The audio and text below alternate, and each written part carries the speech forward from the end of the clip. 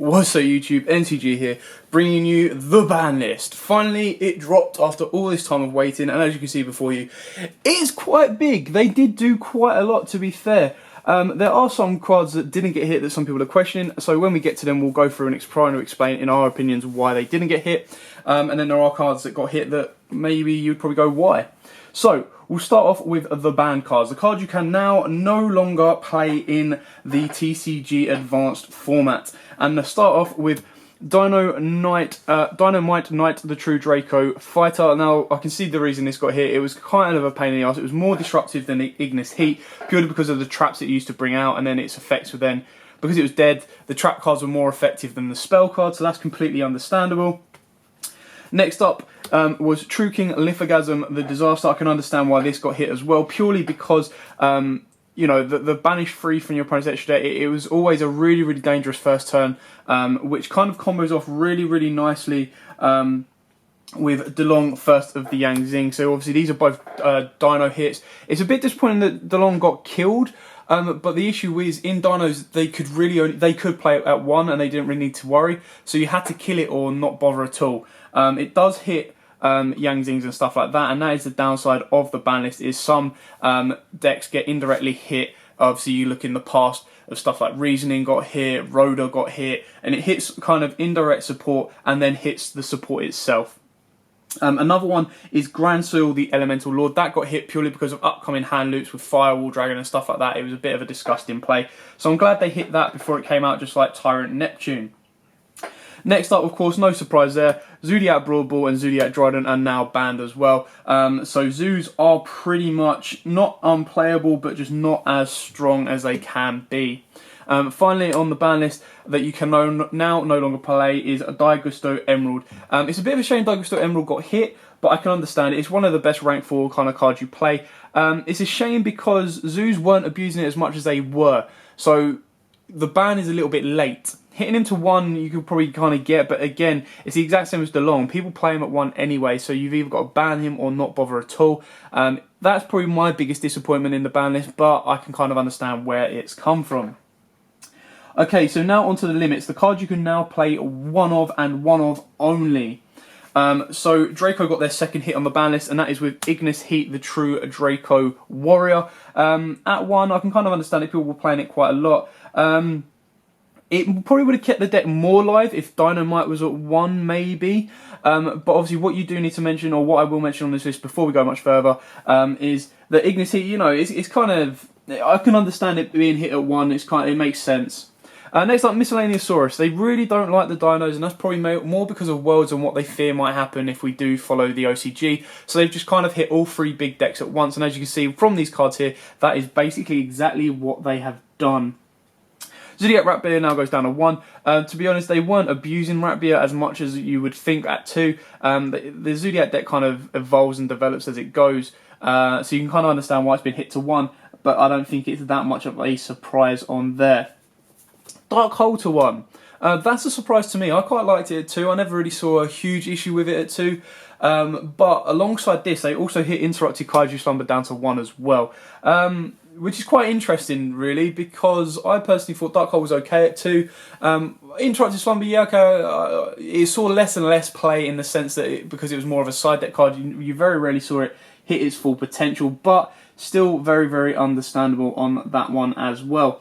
The other card that got limited is Gateway of the Six. There's no surprise there. That's for 6 Sams. Obviously, we get the support in November, so you can kindly understand that them trying to boost that. Fingers crossed it gets a reprint in that. It's only about £1 for a common, £15 for a super. So hopefully it gets like a super or an ultra reprint in that set, which would be really cool for all people that want to pick up 6 Sams from the start. Now onto the traps. The last trap that got hit was True King's Return.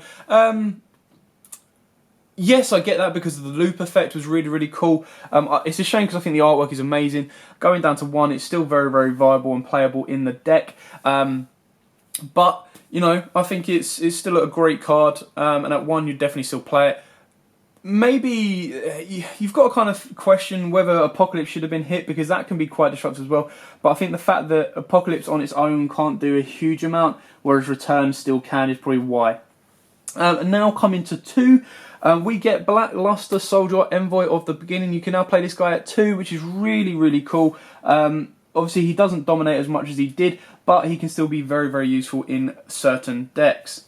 Next up at 2 as well, we have Luster Pendulum, the Draco Slayer. Again, they gave a massive boost on this list to Pendulum monsters, and we'll see when you see the Unlimiteds. But Luster is absolutely amazing, really, really cool in the Pendulum Magician because it helps them boost their effects and then circle around with it. But Ignatius at 1, it kind of has less use, so you might need to play the Fusion. Next up, we've got Mathematician. So Mathematician can now be played at 2, which will be very, very interesting to see and go from there. We also have TG Hyper Librarian at 2, and of course Brionac Dragon of the Ice Bearer is now at 2 as well, which is kind of cool to see how that goes. We also have Brain Control at 2 as well. Didn't really see a lot when it came off the list because of its errata. Might see a bit more play, but I doubt it. And then Burial from a Different Dimension is now at 2, which is really, really cool for stuff like DDDs and kind of cards that banish their monsters face up to return them to deck, which is really nice to see. Obviously, you can help out and be put into Infernoids as well. Next up is our El Shaddai Fusion. You can now play that at 2, and Preparations of Right you can play at 2 as well. The biggest disappointment is there's something missing from the list. Where's our Stratos and Construct? One Construct, that's all we want back. It's not that busted. Give us one Construct back, one Stratos back, and let's see how it goes. I don't reckon it'll be as damaging as Konami think. But it really, they bring back random stuff during Banlist anyway, which again I'll show you when we get to the Unlimiteds, but they brought back like Snatch Steel, Regekis, just bring us back a Construct. But I suppose it's probably more generic stuff anyway. So now, no longer on the list, what you can play at 3. So, now you can play playsets of this stuff. Excellent. You can now play playsets of Debris Dragon, Honest, so them tricksters are a little bit more dangerous now. Rescue Rabbit and Rescue Cat. You can now play those guys at 3. So Rescue Rabbit will help out massively in World Chalice on that sense.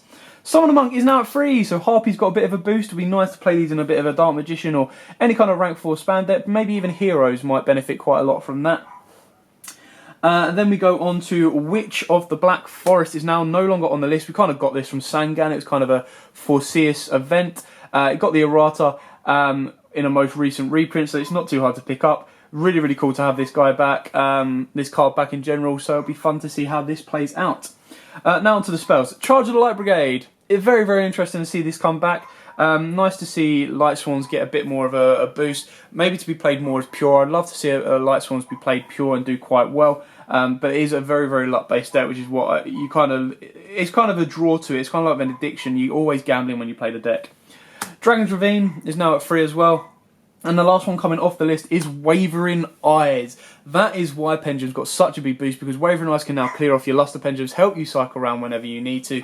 And Wavering Eyes can be massively, massively, massively important in this upcoming meta. It means Dynamist can now make a comeback as well and still be very, very dangerous in the meta and maybe a fun rogue deck to play.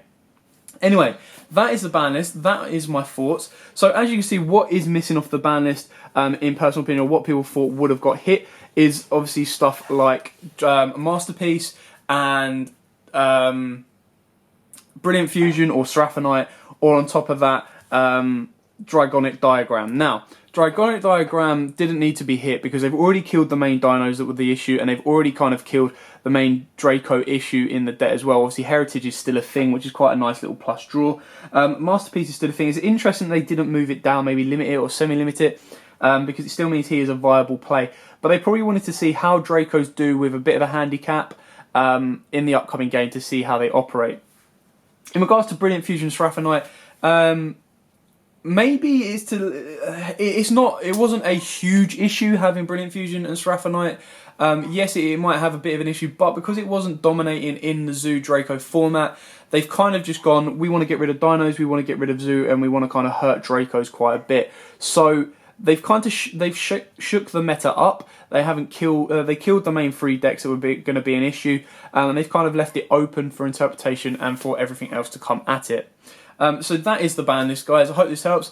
Don't forget to get your decks ready because this does go live the 18th of September, so it has already gone live. So your next event will be at the new ban list. So say goodbye to those zoos, wipe your tears from the dinos, and bury those Dracos. Thanks for watching. Like, comment, subscribe, share. Check out everything else, the NCG Facebook page, all the other videos coming up. And until next time, guys, see ya.